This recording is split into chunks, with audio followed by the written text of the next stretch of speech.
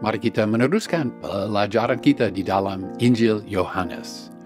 Bagian yang lebih luas di sini adalah pasal 18 ayat 28 sampai bagian pertama dari pasal 19 ayat 16. Tuhan Yesus diperiksa di depan Pontius Pilatus.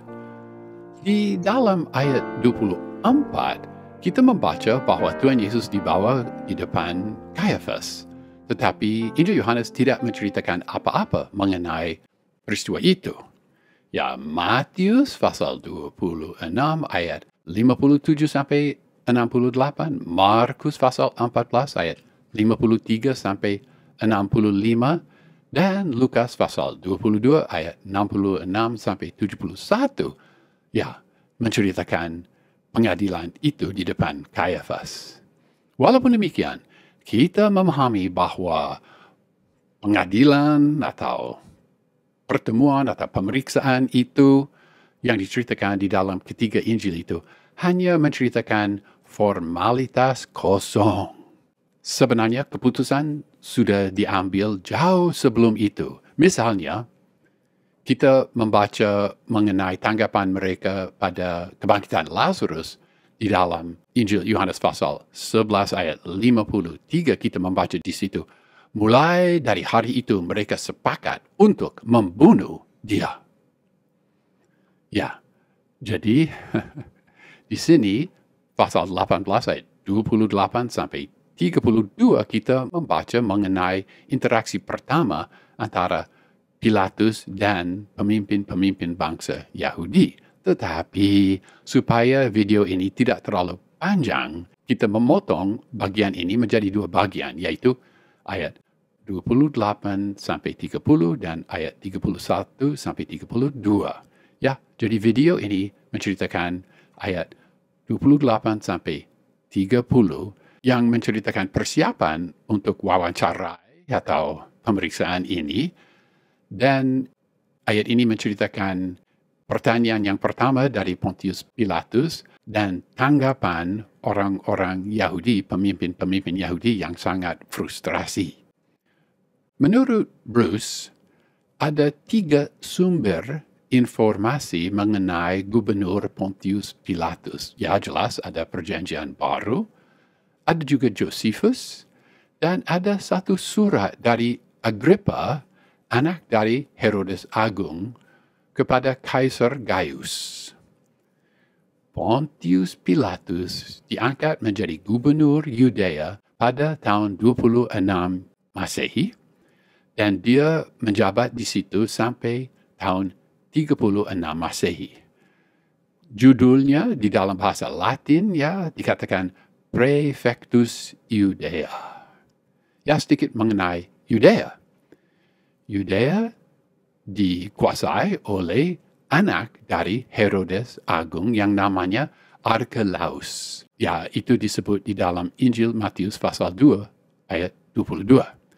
Sampai dia dibuang pada tahun 6 Masehi oleh Kaisar Augustus karena Archelaus terlalu merusak Yudea dan Kaisar Augustus takut bahwa dia menghasut terlalu banyak kebencian terhadap pemerintah Roma. Pada tahun itu juga, tahun 6 Masehi, Yudea menjadi provinsi Roma, Kekaisaran Roma. Prefectus atau prokurator menjadi gubernur. Mereka yang diangkat menjadi gubernur atas provinsi kecil ditarik dari kaum bangsawan yang lebih rendah di Roma. Sedangkan kaum bangsawan yang tinggi dapat menjadi gubernur dari provinsi besar. Demikian juga pasukan kelas 2, pasukan yang tidak begitu bermutu, ditempatkan di provinsi yang kecil seperti Yudea, dan legiun yang terkenal kuat bermutu ditempatkan di provinsi yang besar. Jika legiun diperlukan, legiun dapat diutus dari Suria ke Yudea seperti apa yang terjadi di dalam tahun 36, 52, dan 66 Masehi. Ya, sedikit mengenai Kaisar Tiberius. Kaisar Tiberius berbeda dari kaisar-kaisar yang lain. Kaisar Tiberius suka menetapkan gubernur untuk masa yang panjang. Dan pada waktu Kaisar Tiberius ditanyai mengenai kebiasaan itu, dia menjawab dengan suatu perumpamaan mengenai seseorang yang dilukai, berdarah, berbaring di pinggir jalan, ditutupi, dipenuhi, berkelumun lalat yang menghisap darahnya. Ini perumpamaan dari Kaisar Tiberius. Orang lewat di situ, mereka mau mengusir lalat itu. Dia yang dilukai dan berdarah di situ memohon supaya mereka membiarkan lalat itu. Dia yang berbaring di situ dipenuhi dengan lalat berkata, lalat-lalat ini penuh sesak dengan darahku dan tidak banyak mengganggu aku. Tetapi jika lalat-lalat ini diusir, diganti dengan lalat-lalat yang lapar, aku pasti mati. Ini semua diceritakan di dalam New Testament History oleh Bruce. Melalui beberapa peristiwa, kita dapat melihat bahwa Pontius Pilatus sering sangat kurang peka.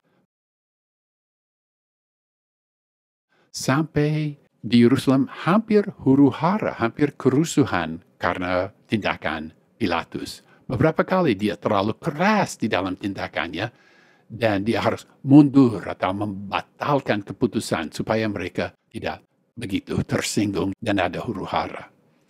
Ya, jika menarik bagi saudara, di sini saya ceritakan beberapa peristiwa yang bersejarah yang menyatakan sifat gubernur ini Pontius Pilatus dan kegagalan di dalam kepemimpinannya. Ini juga dari Bruce, bukunya New Testament History. Menurut Josephus, pada suatu malam, Pilatus membawa spanduk militer yang dikiasi dengan gambar kaisar ke dalam istananya di Yerusalem untuk dipasang di situ.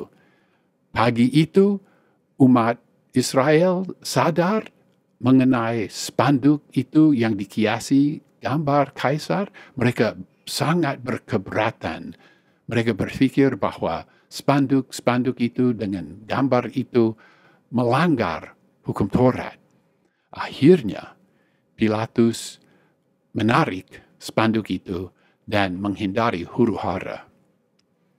Surat Agrippa menceritakan bagaimana Pilatus memasang perisai dilapisi emas di Yerusalem. Sekali lagi, umat Israel berkeberatan. Mereka memohon supaya perisai-perisai itu ditarik. Pilatus menolak. Maka mereka mengirim utusan kepada Kaisar Tiberius yang memberi perintah Pilatus harus pindahkan perisai-perisai itu pada kuil Agustus di Kaisaria. Dan Josephus menceritakan bagaimana Pontius Pilatus membangun suatu torongan air yang mahal supaya Yerusalem tidak kekurangan air. Proyek ini sangat mahal dan Pilatus menuntut supaya perbendaharaan Bait Allah membiayai proyek besar itu. Pilatus menganggap ini layak karena Bait Allah memerlukan banyak air karena begitu banyak korban dipotong di situ. Kepemimpinan Bait Allah menolak. Dan Pilatus menyuruh pasukan masuk dan menyita dana dari perbendaharaan Bait Allah. Ya, satu peristiwa lagi, pasukan Pilatus membunuh banyak orang Samaria yang berkumpul di atas Gunung Gerazim. Oleh karena itu, Pilatus dipanggil ke Roma untuk bertanggung jawab atas tindakannya. Rupanya, Pilatus gagal di depan Kaisar karena dia diganti dengan seorang yang namanya Marulus. Dan Eusebius di dalam Ecclesiastical History berkata, setelah itu Pilatus membunuh diri. Ya, itulah manusia itu, Pontius Pilatus. Di dalam pengadilan Tuhan Yesus, Pilatus berusaha mencari kompromi antara kepemimpinan bangsa Yahudi dan Tuhan Yesus yang Tuhan Yesus jelas, benar, Dan Tuhan Yesus pasti tidak mengancam ketentraman, dan Tuhan Yesus pasti tidak mengancam pemerintah Roma. Pemimpin-pemimpin Yahudi yang membenci Tuhan Yesus justru mereka yang mengancam stabilitas yang harus Pilatus jaga. Menurut Culpeper, Injil Yohanes mempergunakan Pontius Pilatus untuk membuktikan bahwa tidak ada kompromi di dalam kehidupan Kristen. Ya, mungkin Culpeper itu benar dalam hal ini, tetapi dari itu kita tidak berpikir bahwa Pilatus dan usaha pada kompromi itu bersifat fiktif. Tidak. Peristiwa ini sungguh terjadi dalam sejarah dan juga peristiwa ini dicatat di dalam Injil Yohanes dan memberi pelajaran rohani bagi kita, yaitu bahwa tidak ada kompromi di dalam kehidupan Kristen. Yohanes pasal 18 ayat 28. Maka mereka membawa Yesus dari Kayafas ke rumah dinas gubernur. Ketika itu hari masih pagi. Mereka sendiri tidak masuk ke rumah dinas itu supaya jangan menajiskan diri, sebab mereka hendak makan Paskah. Seperti apa yang diceritakan di dalam video yang sebelumnya, bagian ini yang menceritakan mengenai Tuhan Yesus mulai dengan kata maka, Yunaninya un, dan bagian yang menceritakan mengenai Petrus mulai dengan kata de.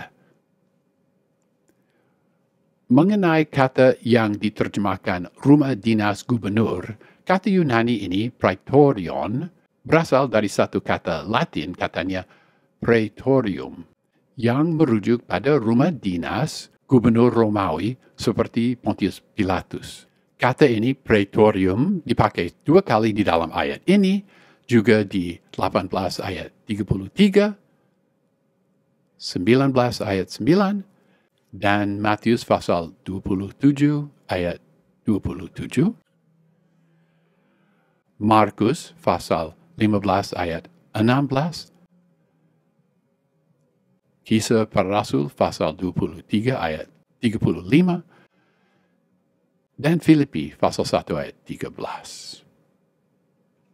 Carson menjelaskan bahwa praetorian ini biasanya ini di Kaisaria.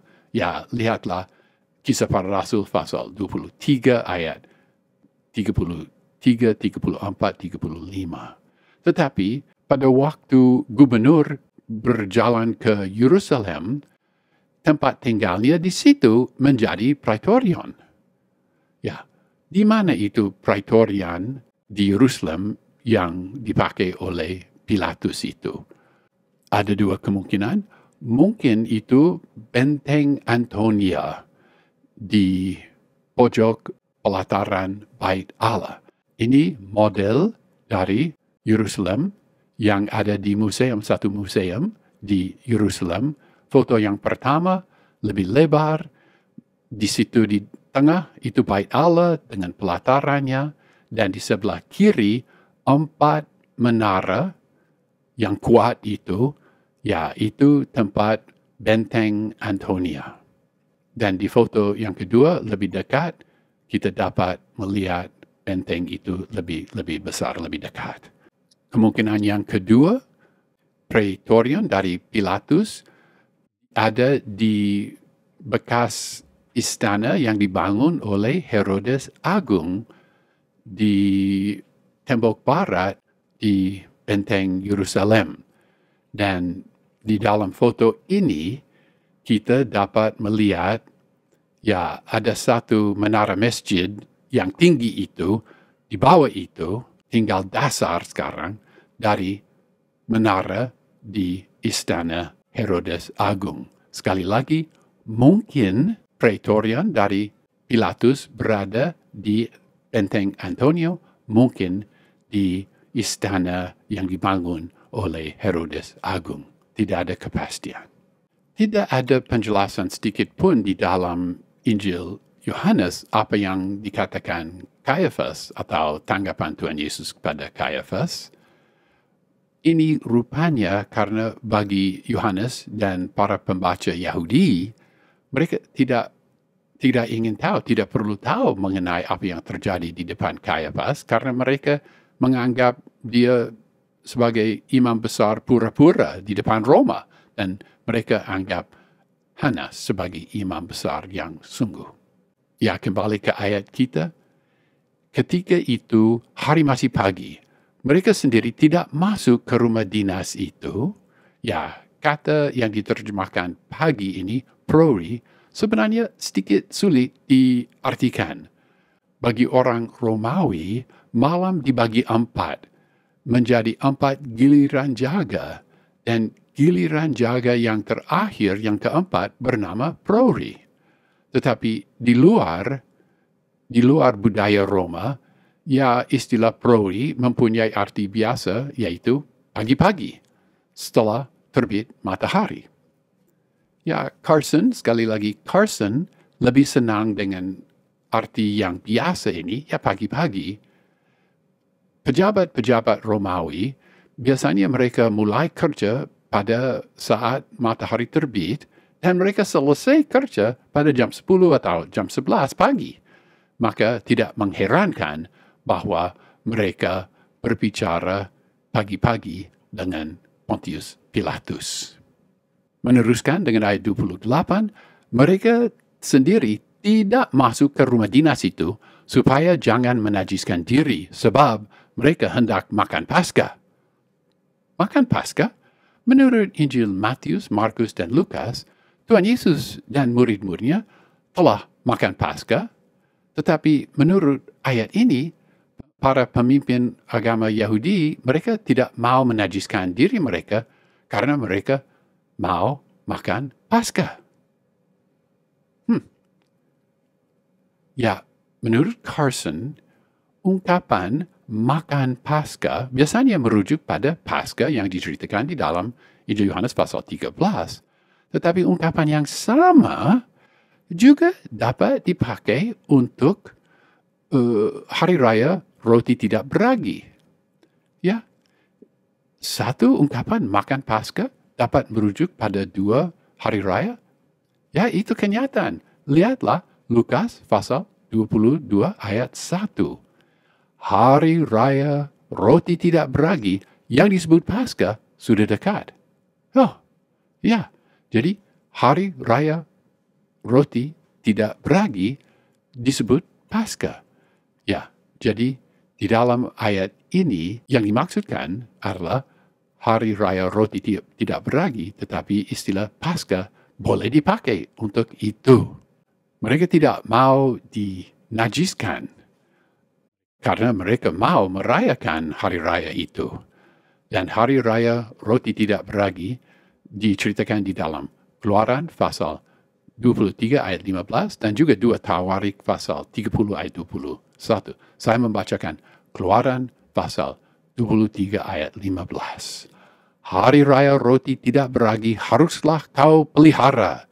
7 hari lamanya engkau harus makan roti yang tidak beragi, seperti yang telah kuperintahkan kepadamu pada waktu yang ditetapkan dalam bulan Abib, sebab dalam bulan itu engkau keluar dari Mesir. Ya, mereka tidak mau dinajiskan. Kita tidak tahu tingkat kenajisan apa mereka pikirkan, tetapi menyentuh mayat menurut bilangan pasal 9 ayat 7-10 dan 19 ayat 11, ayat 16 dan juga pasal 31 ayat 19 menyebabkan kenajisan selama 7 hari. Ya, kita tidak berpikir ada mayat di dalam rumah dinas Pontius Pilatus, tetapi Carson mencatat bahwa di dalam Oholot, di dalam Mishnah, dijelaskan bahwa pada waktu itu atau ya kurang jelas masa itu, orang-orang Yahudi percaya bahwa orang bukan Yahudi menguburkan janin yang diaborsi di bawah rumah mereka atau dibuang lewat saluran air di situ. Apa itu sebabnya mereka takut dinajiskan? Ya, mengenai masalah ini, mengapa mereka takut dinajiskan? Carson mengakui bahwa bahan atau bukti itu rumit dan tidak ada keputusan yang jelas. Ya, singkatnya, mengapa? Ya, perinciannya tidak jelas, tetapi para pemimpin bangsa Yahudi takut dinajiskan jika mereka menginjak ke dalam rumah Pontius Pilatus.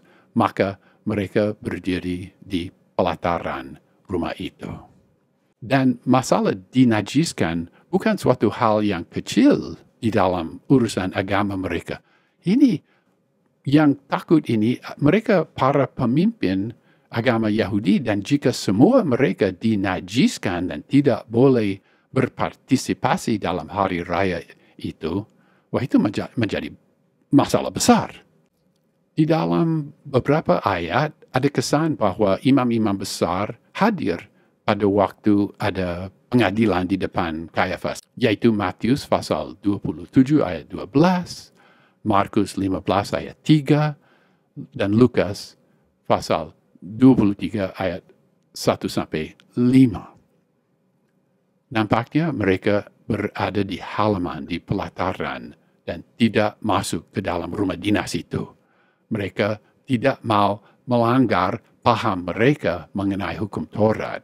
Mereka hati-hati dalam hal kenajisan, tetapi mereka tidak begitu hati-hati dengan masalah kebenaran. Kemunafikan mereka cukup nyata.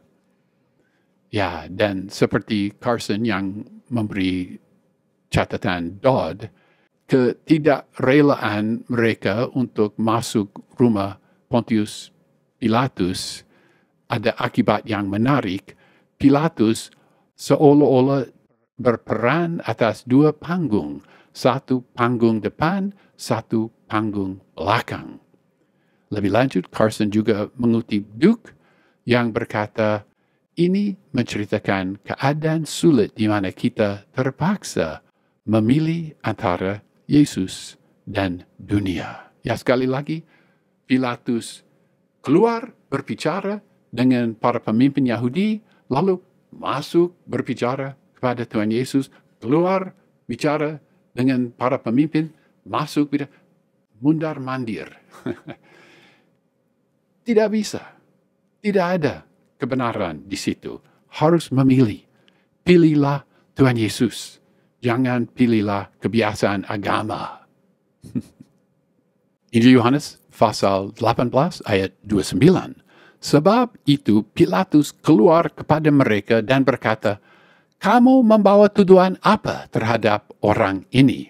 Ya, terjemahan baru berbeda sedikit. Sebab itu Pilatus keluar mendapatkan mereka dan berkata, apakah tuduhan kamu terhadap orang ini? Ya, kata mendapatkan tidak ada di bahasa Yunani, saya rasa tidak juga perlu di dalam bahasa Indonesia. Ya, di dalam ayat 29, 33, dan 38, kita membaca bagaimana Pilatus bergerak antara Tuhan Yesus Kristus dan para pemimpin orang Yahudi. Antara terang dan kegelapan, antara kebenaran dan dusta, antara membenarkan dan menyalahkan Tuhan Yesus Kristus. Kita memahami bahwa Pilatus kurang pekah terhadap agama Yahudi, tetapi di sini dia rela merepotkan diri dalam hal ini. Ya, walaupun demikian, kita membaca bahwa kerelaannya agak terbatas juga. Dengan bertanya, kamu membawa tuduhan apa terhadap orang ini?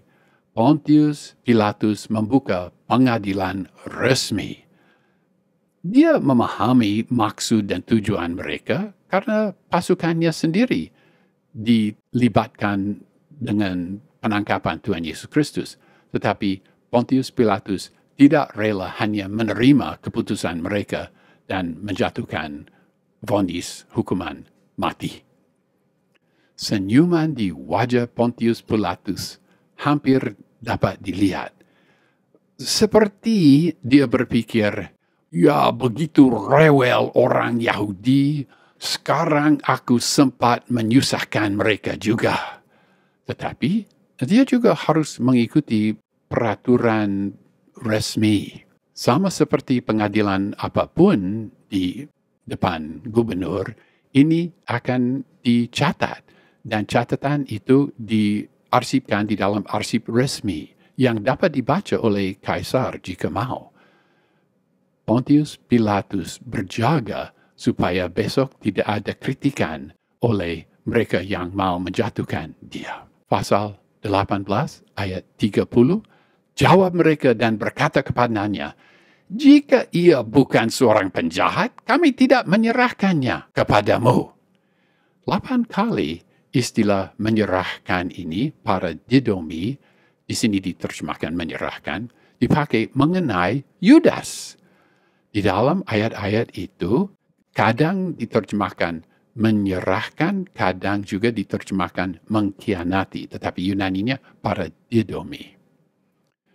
Nah, di sini kata paradidomi, menyerahkan, dipakai oleh para pemimpin Yahudi mengenai tindakan mereka sendiri.